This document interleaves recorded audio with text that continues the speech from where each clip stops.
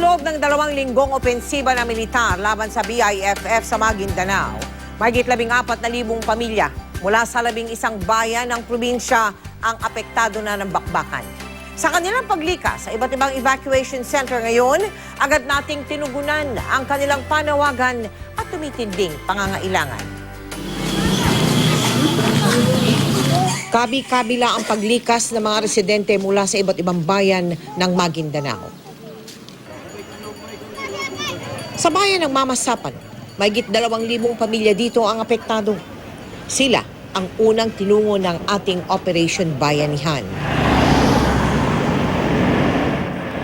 Inabot na ng dilim sa daan ang GMA Kapuso team patungo sa probinsya ng Maguindanao. Makailang beses din silang pinahinto bago makarating sa bayan ng Sharif Agua. Sa ating pagbisita sa iba't ibang evacuation center sa bayan ng Mamasapan, mahigit 1,500 pamilya ang isa-isa nating hinatiran ng tulong. Kabilang na ang evacuation center na ito sa Barangay Libutan. Along the way, nakita natin na nagkaroon ng barilan sa baba, no? So kaya hinold tayo sa highway, national highway.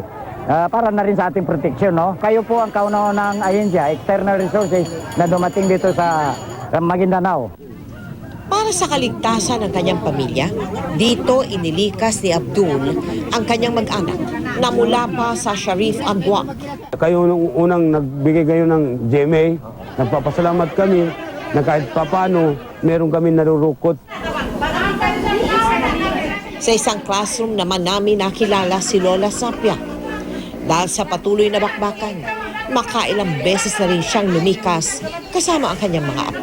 Sana po matigil na ang kaguluhan dito sa Mindanao. Nagpasalamat kami sa mga donor na laging tumutulong sa taong nangangailangan.